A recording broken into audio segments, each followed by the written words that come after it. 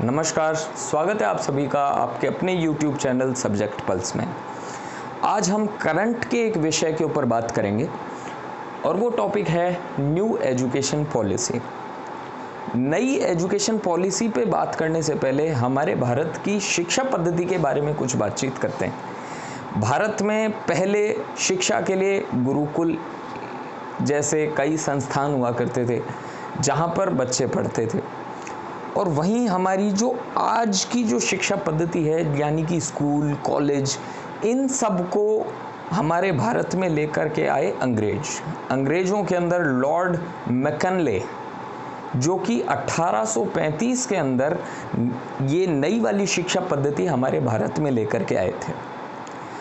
लेकिन जैसे कि हम सभी लोग जानते हैं, अंग्रेज़ों का काम भारत के अंदर डिवाइड एंड रूल, तोड़ो और राज करो। तो यहाँ पे भी उन्होंने हमारी शिक्षा के अंदर भी इसी चीज़ का ध्यान रखा कि जो अमीर है शिक्षा केवल वहीं तक सीमित हो, जो निचला तबका है उनके पास शिक्षा ना आए। बहरहाल ये एक बहुत ही बड़ा टॉपिक है, लेकिन हम आज बातचीत करेंगे कि जो नई शिक्षा पद्धति आई उसके अंदर हमारी भारत सरकार ने आज़ादी के बाद बहुत सारे परिवर्तन किए हैं। आज़ादी के बाद हमारे जो पहले शिक्षा मंत्री थे मौलाना अबुल कलाम आज़ाद उनका नाम था, उन्होंने हमारी शिक्षा के अंदर कई सारे क्रांतिकारी परिवर्तन किए। उनके बारे में भी हम हमारे आगे के किसी वीडियो में बातचीत करेंगे। आज का हमारा जो टॉपिक है वो है न्यू एजुकेशन पॉलिसी, भारत की नवीन शिक्षा पद्धति। तो चलिए चालू करते हैं हमारा आज का टॉपिक। देखिए, सबसे पहले हम इसी वीडियो के अंदर बातचीत करेंगे, चूँकि हमने पहले ही बता रखा है कि हमारा जो चैनल है वो कॉम्पिटिटिव एग्ज़ाम्स के ऊपर बेस्ड है। इस स्लाइड में मैं आपको बताता हूँ कि शिक्षा पद्धति के अंदर वो कौन कौन से प्रश्न हैं जो कि एग्ज़ाम्स के अंदर ड्राफ्ट किए जा सकते हैं। In which list of constitution does education policy comes in? हमारे संविधान की किस पॉलिसी, किस एजुकेशन पॉलिसी किस लिस्ट के अंदर आती? Which ministry deals in education and it's policy? हमारी जो एजुकेशन पॉलिसी है उसे बनाने का, उसको सही तरीके से इम्प्लीमेंट करने का काम किस मिनिस्ट्री का है? अगर इसके अंदर कोई परिवर्तन हो या इसके अंदर कोई कमी हो तो हम कहाँ लिखें? देखिए, यहाँ पे जो प्रश्न, हम जितने भी प्रश्न लिख रहे हैं इन सभी के उत्तर आपको इसी वीडियो के अंदर मिल जाएंगे। अगला प्रश्न है, when was the previous education policy drafted? हमारी पिछले, आज की जो हमारी एजुकेशन पॉलिसी है, जो नवीन एजुकेशन पॉलिसी 2020 के अंदर हमारे प्रधानमंत्री श्री नरेंद्र मोदी जी ने लॉन्च करी है, इससे पहले 2 बार हमारी एजुकेशन पॉलिसी परिवर्तित की है। वो आगे बताएंगे आपको। Who drafted the previous education policies? देखिए, जैसे कि हमारी आज की जो एजुकेशन पॉलिसी है 2020 की, जो कि अभी इम्प्लीमेंट नहीं हुई है, इम्प्लीमेंट बाद में ही होगी, इनको भी ड्राफ्ट करने के लिए बहुत ही लर्नेड पर्सनैलिटीज़, बहुत ही ज्ञानी पुरुष, ज्ञानी पूरी एक टीम लगी है। और इसी तरीके से पहले की जो पॉलिसीज़ हैं उसके लिए भी पूरी की पूरी कमिटीज़ बनी थी। तो वो किसने करी? Who drafted the present education policy? ये सबसे महत्वपूर्ण प्रश्न है और मुझे लगता है कि आने वाले कुछ एक हमारे जो एग्ज़ाम्स होंगे उसके अंदर, इसके अंदर से डेफिनेटली एक क्वेश्चन बन सकता है कि हमारी नवीन शिक्षा पद्धति 2020 के अंदर जो हमारी भारत सरकार ने लॉन्च करी है, ये बनाई किसने है? List the salient features of new education policy. ये नई शिक्षा पद्धति नई क्यों है? ऐसा क्या नया है हमारी पुरानी शिक्षा पद्धति से कि ये नई है, और इसके सबसे महत्वपूर्ण फीचर्स क्या हैं? तो आइए बढ़ते हैं आगे।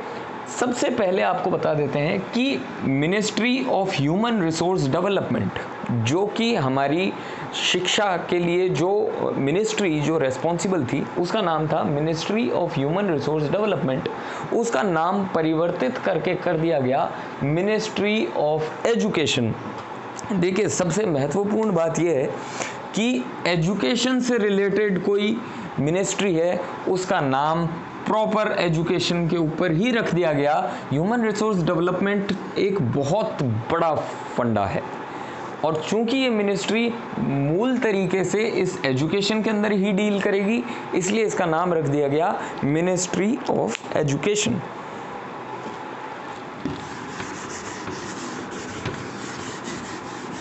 एक प्रश्न ये भी बनता है,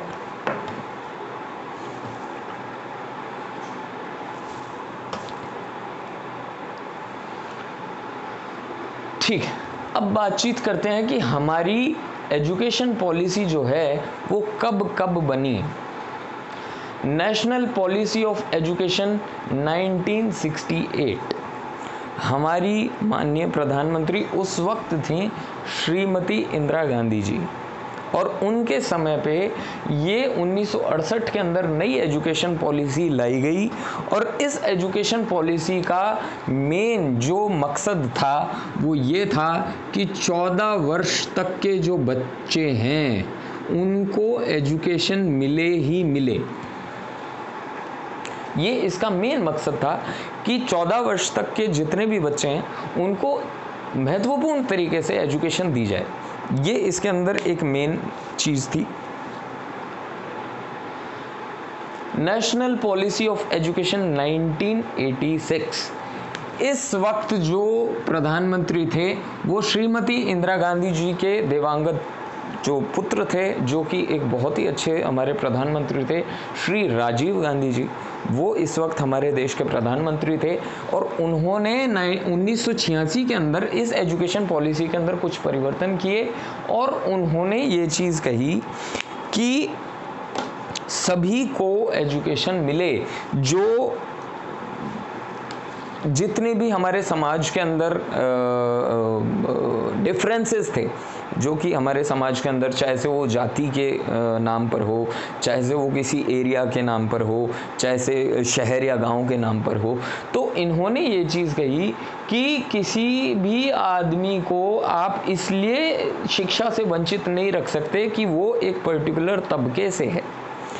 इसी चीज़ के ऊपर 1986 के अंदर जोर दिया गया कि किसी भी बच्चे का, किसी भी बड़े का इस चीज़ से कोई लेना देना नहीं है कि वो किस तबके से है, किस जगह से है, क्या करता है, क्या नहीं करता है, लेकिन शिक्षा उसको मिलनी ही मिलनी चाहिए।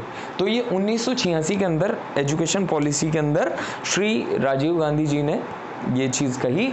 और अब है हमारी न्यू एजुकेशन पॉलिसी 2020, जो कि श्री नरेंद्र मोदी जी ने इसको लॉन्च किया है और जल्द ये हमारे भारत के अंदर पूरी तरीके से लॉन्च हो जाएगी।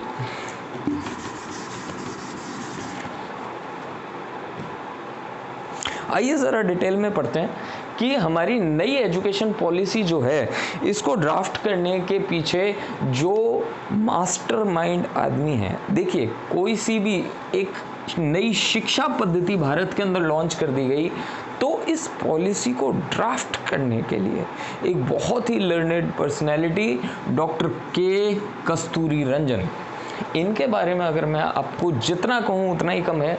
ये इसरो के चीफ रहे हुए हैं, ये एक स्पेस रिसर्च साइंटिस्ट हैं, ये JNU के चांसलर रहे हुए हैं, ये सेंट्रल यूनिवर्सिटी ऑफ राजस्थान के चांसलर रहे हुए हैं, और फिलहाल ये सेंट्रल यूनिवर्सिटी ऑफ राजस्थान और NIIT इन दोनों के चांसलर हैं।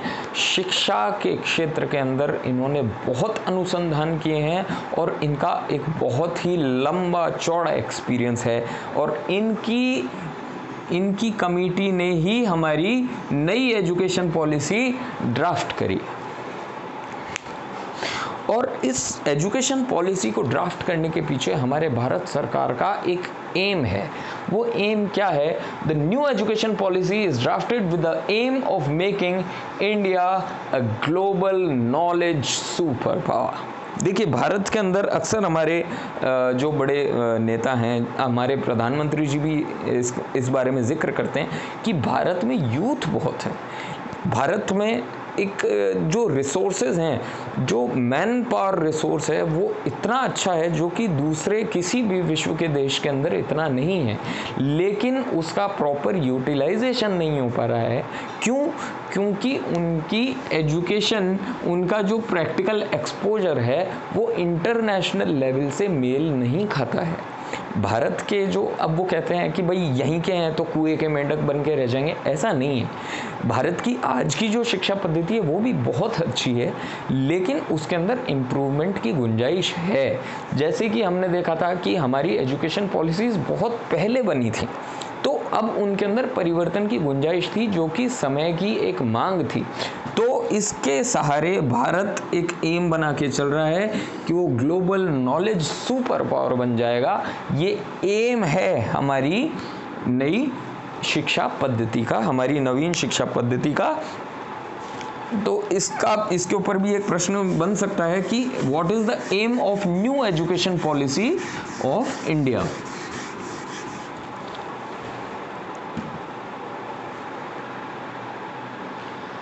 अब आइए थोड़ा टॉपिक के ऊपर डिटेल में आते हैं कि हमारी नई शिक्षा पद्धति जो है इसके मेन फीचर्स क्या क्या हैं। ऐसा क्या है हमारी इस नई शिक्षा पद्धति में कि इसको पुरानी शिक्षा पद्धति से अलग बता रहे हैं सभी लोग। तो आइए, ये है कि universalisation of pre school to secondary level in 100% GER, ये होता है ग्रॉस एनरोलमेंट रेशियो।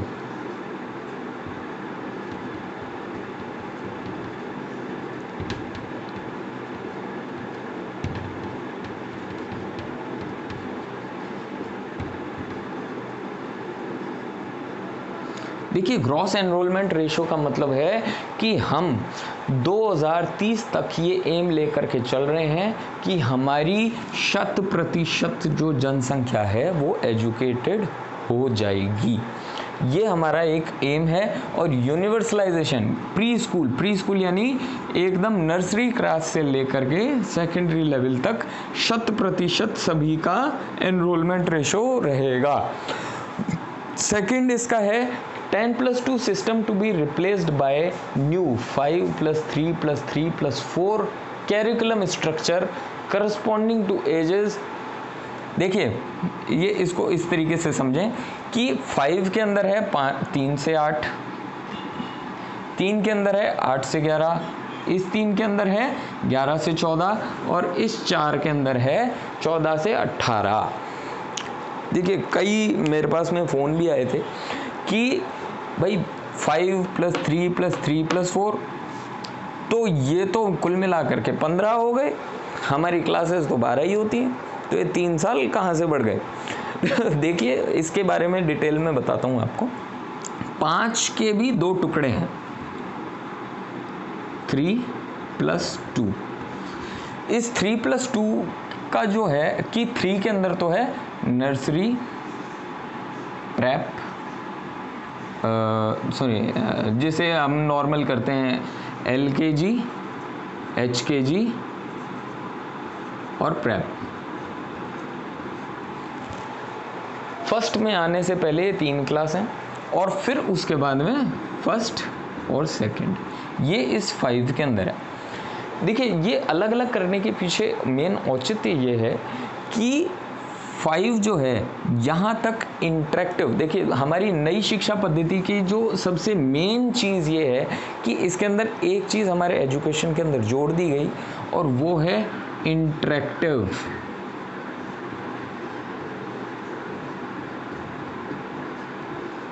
प्रैक्टिकल।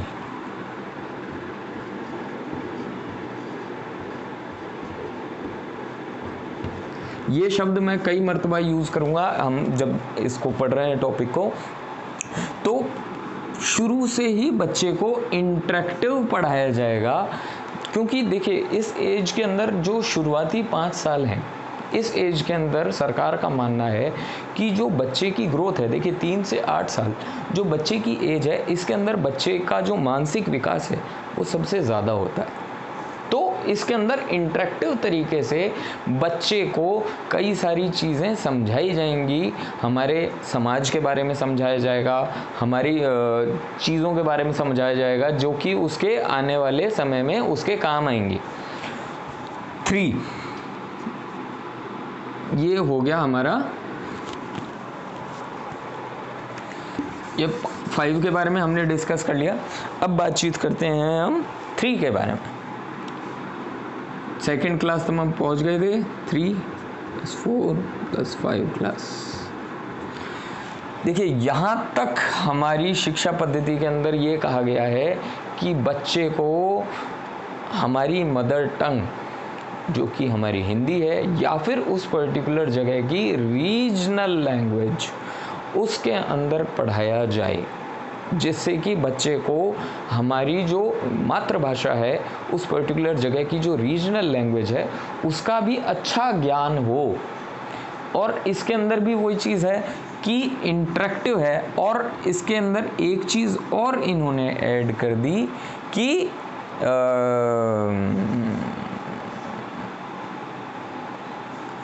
बच्चे को प्रैक्टिकल जो चीज़ें हैं उसके बारे में समझाया जाए।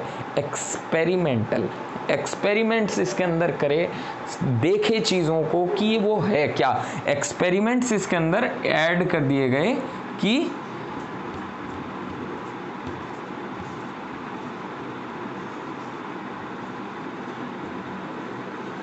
ये एक शब्द इस 3 के अंदर डाल दिया गया कि बच्चा प्रैक्टिकल एक्सपेरिमेंट्स करके देखे कि उसको कहाँ से क्या चीज़ मिल रही है, कौन सी चीज़ किस तरीके से काम आती है।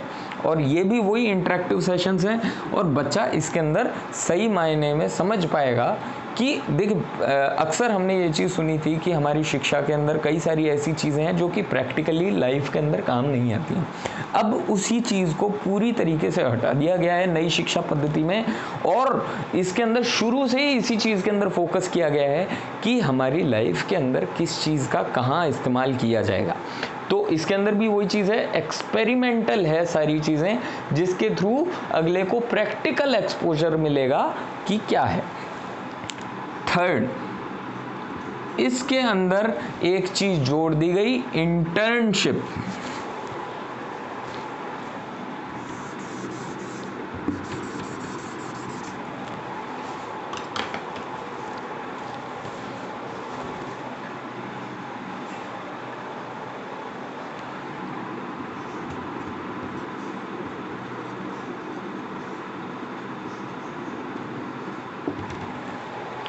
इंटर्नशिप है इसमें। इंटर्नशिप का मतलब ये है कि बच्चा कहीं किसी ऑर्गेनाइजेशन में, देखिए पिछले दिनों एक हॉलीवुड मूवी का भी जिक्र बहुत चल रहा था जिसके तहत एक स्कूल की बच्ची थी जो कि एक ओल्ड एज होम में उसको इंटर्नशिप के लिए भेजा जा रहा था। देखिए ये जो शिक्षा पद्धति है, जैसे कि मैंने आपको बोला था, ये एक ग्लोबल एक्सपोजर देगा हमारे बच्चों को। तो इंटर्नशिप दी गई कि वो बच्ची गई ओल्ड एज होम में जहाँ पे उसे बहुत कुछ सीखने को मिला, जहाँ पे उसको एक्चुअल में ये चीज़ पता पड़ी। यहाँ पे बच्चा इस चीज़ को डेवलप करता है 11 से 14 साल की उम्र में कि एक्चुअल में उसका इंटरेस्ट एरिया क्या है। इंटरेस्ट एरिया का मतलब है कि आने वाले वर्षों के अंदर, जैसे कि हम जानते हैं 10वीं, अब फिलहाल हमारे 11वीं कक्षा के अंदर हम सब्जेक्ट चूज़ करवाते हैं बच्चों को, लेकिन आगे सब्जेक्ट जो चूज़ करेंगे तो उसके अंदर बच्चे को खुद को पता तो होना चाहिए कि उसका एक्चुअल में इंटरेस्ट है किस फील्ड का।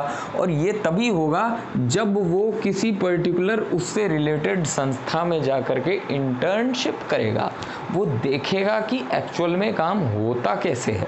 तो इंटर्नशिप इसके अंदर डाल दी गई है। ये इसके अंदर है 5 + 3 + 3, इस वाले पोर्शन के अंदर इंटर्नशिप डाल दी गई है।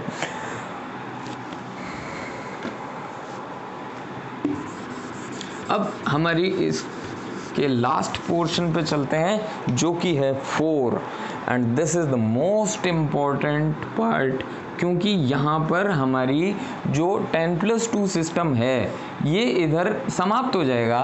तो इस 4 के अंदर देखिए बच्चे को प्रैक्टिकल एक्सपोजर के थ्रू जो रूटीन की चीज़ें हैं वो समझाएगी 3 to 8 ईयर्स के अंदर। इसके अंदर यहाँ पे समझाया गया कि प्रैक्टिकल अप्रोच बताई गई कि काम एक्चुअल में किया कैसे जाता है। लेकिन इसके अंदर क्लासरूम सेशंस थे जिसके अंदर बच्चा बाहर नहीं गया, लेकिन उसको बताया ज़रूर गया कि कौन सा काम किस तरीके से किया जाता है, किस तरीके से प्रैक्टिकल उसको समझाया गया क्लासरूम में। यहाँ पर बच्चे को मार्केट के अंदर भेज दिया गया, यहाँ पे बच्चे को एक पर्टिकुलर फील्ड के अंदर इंटर्नशिप के लिए कहा गया, जो कि प्रैक्टिकली वहाँ पे वो गया, उसने देखा कि काम कैसे हो रहा है, काम उसका किस एरिया में इंटरेस्ट है, और अब बच्चा पूरी तरीके से तैयार हो जाएगा कि उसे पता होगा कि उसका एम क्या है, वो क्या करना चाहता है, और अब बच्चा सेलेक्ट कर सकता है अपने सब्जेक्ट्स।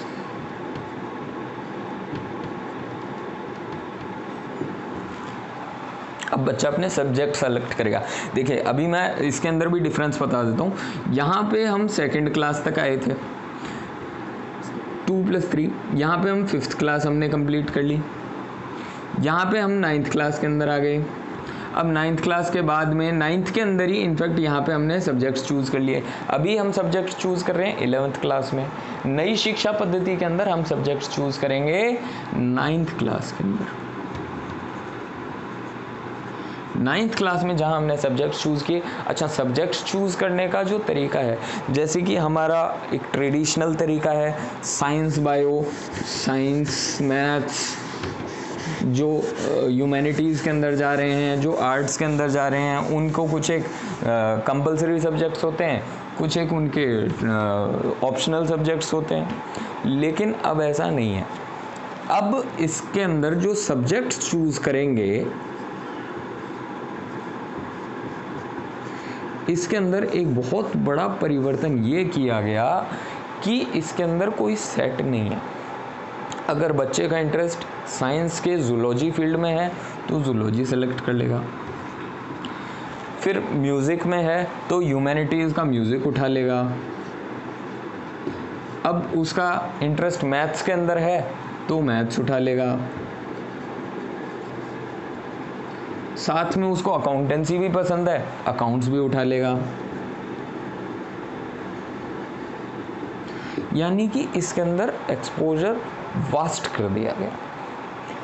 बच्चे को बांधा नहीं गया कि आपको इकोनॉमिक्स पसंद है तो आप कॉमर्स में जाइए, आपको मैथ्स पसंद है तो आप या तो साइंस के साथ में लीजिए या कॉमर्स के साथ में लीजिए। तो इसके अंदर कोई बाउंडेशन नहीं है, क्योंकि यहाँ तक पहुँचते पहुँचते बच्चे को एक्चुअल में पता पड़ जाएगा कि उसका इंटरेस्ट एरिया क्या है, क्योंकि वो प्रैक्टिकली सारी चीज़ें इस स्टेज के अंदर करके देख चुका है। खैर, अब आगे चलते हैं। चूँकि नई शिक्षा पद्धति है तो 10वीं और 12वीं के जो बोर्ड्स हैं उनको बहुत ईजी बनाया गया है। शुरुआत के अंदर है, धीरे धीरे जब इन बच्चे समझेंगे, बच्चे जब अच्छी तरीके से ढल जाएंगे इस सिस्टम में, तब ये बोर्ड के एग्जामिनेशंस मुझे लगता है कि आने वाले दौर में थोड़े से स्ट्रिक्ट भी हो जाएंगे। एक बहुत इम्पोर्टेंट चीज़ ये है कि independent authority to regulate both government और प्राइवेट स्कूल्स, चाहे सरकारी संस्था हो चाहे प्राइवेट संस्था हो, सभी के ऊपर एक अपेक्स अथॉरिटी बनाई जाएगी जो कि इन सभी को रेगुलेट करेगी और वो देखेगी कहाँ पे क्या कमी है। अगर कमी है तो उसको दूर करने का भी इसी के पास में वो रहेगा। वो इन्हें निर्देश दे सकती है कि किस तरीके से किसको सही किया जाए।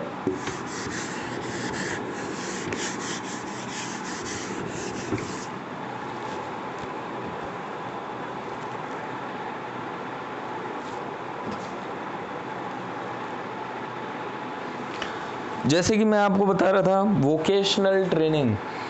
वोकेशनल ट्रेनिंग, इसका मतलब है जो प्रैक्टिकल इंटर्नशिप, वोकेशनल का मतलब होता है इंटर्नशिप।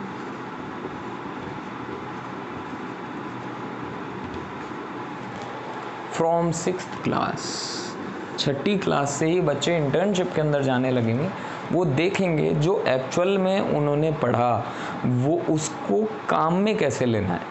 तो इंटर्नशिप इस क्लास के अंदर चालू हो गई।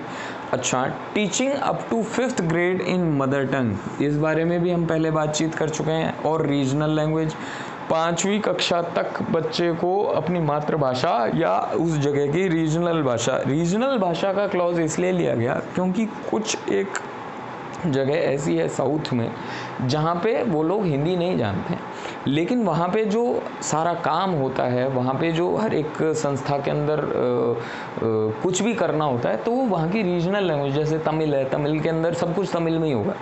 वहाँ पे हिंदी के अंदर अगर आप रहेंगे तो आपको काम नहीं कर पाएंगे आप, तो इसलिए रीजनल लैंग्वेज का क्लॉज डाला गया। ये भी एक प्रैक्टिकल ओवरव्यू है इस चीज़ का।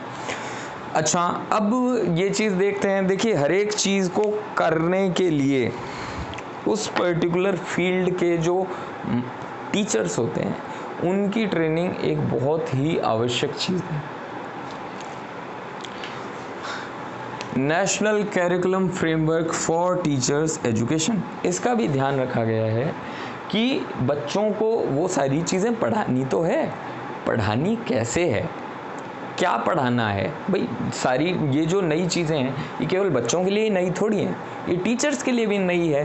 तो एक national council for teachers education है, उसने ये बनाया गया है national council for teachers education, और इसको बनाने के लिए जो कंसल्टेशन दिया है वो NCERT उसने दिया है।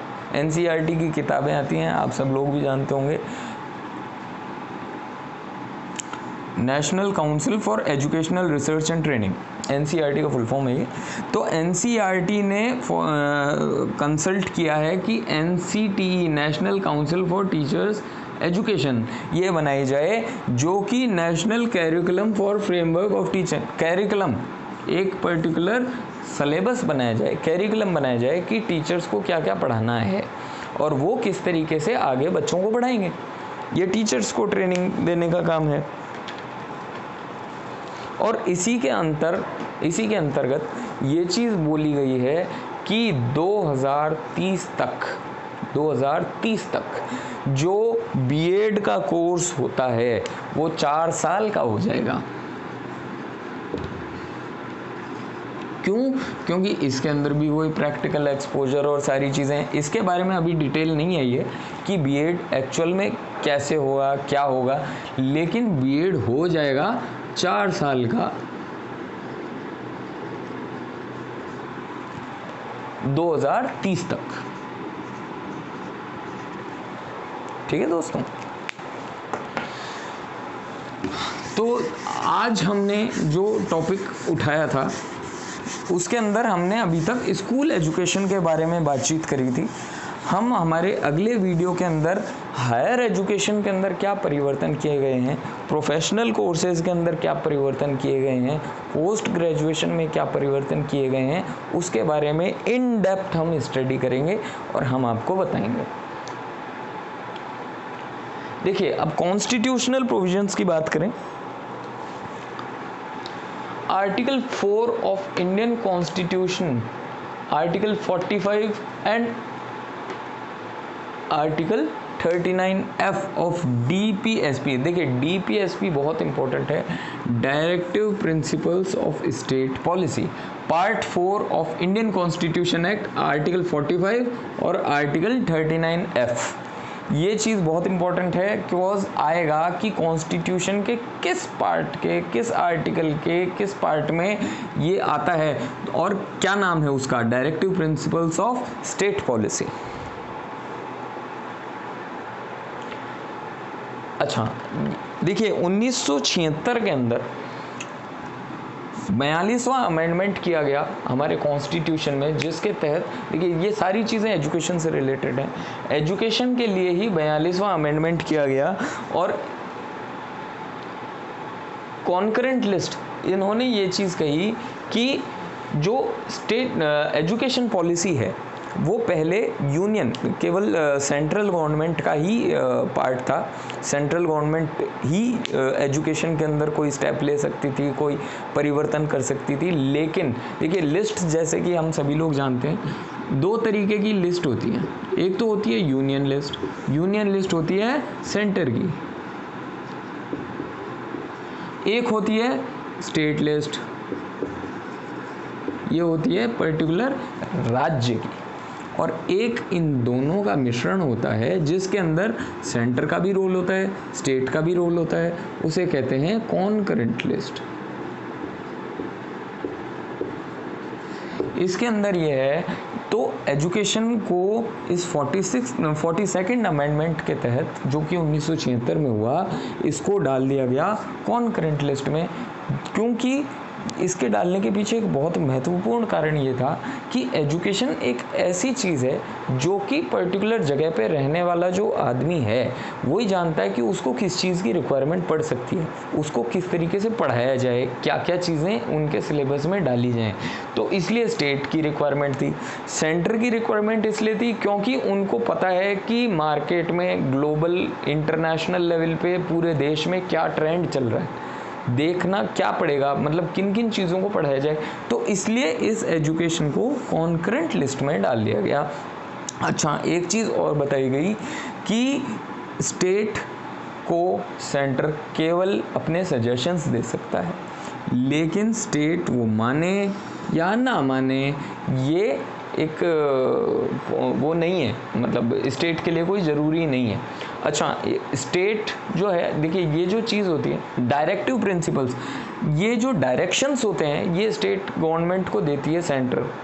ये माना जाता है कि स्टेट गवर्नमेंट ये सारे काम करेगी, पढ़ाएगी, अच्छी शिक्षा भी देगी, सब कुछ करेगी, लेकिन अगर किसी कारणवश किसी जगह पर स्टेट गवर्नमेंट ये काम नहीं कर पाती है तो उसके अगेंस्ट कोई केस नहीं कर सकता, क्योंकि ये सिर्फ और सिर्फ डायरेक्टिव प्रिंसिपल्स हैं, केवल डायरेक्शंस दिए जा रहे हैं। This is not a mandatory part for state government. हाँ, हमारा जो राज्य सरकार है वो पूरी तरीके से प्रयास करेगी, लेकिन वो बाउंड नहीं है किसी भी चीज़ के लिए। 86th अमेंडमेंट ऑफ 2002, देखिए 86th अमेंडमेंट के अंदर ये चीज़ बोली गई कि देखिए आर्टिकल 21 जो होता है वो होता है हमारे मौलिक अधिकार, कि हमारे फंडामेंटल राइट्स क्या क्या हैं। तो 86th अमेंडमेंट के तहत जो कि 2002 के अंदर हुआ था, ये बोला गया कि एजुकेशन एक नागरिक का मौलिक अधिकार है। This is a fundamental right of an citizen. तो इसी राइट के तहत 2009 के अंदर एक एक्ट बनाया गया, राइट टू एजुकेशन। उसका जो बेस था वो यही अमेंडमेंट था। इसी अमेंडमेंट के बेसिस के ऊपर 2009 के अंदर राइट टू एजुकेशन का एक्ट बनाया गया।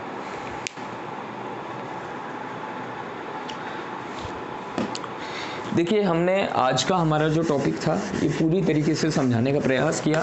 यदि आपको अपने कोई सजेशंस देने हैं, आपको कुछ पूछना है, कुछ डिटेल में आप और जानना चाहते हैं, आप और सोचते हैं कि इसके अंदर कुछ एक टॉपिक्स और हैं जिनको कवर किया जा सकता था, तो आप हमारे कमेंट सेक्शन के अंदर लिख सकते हैं।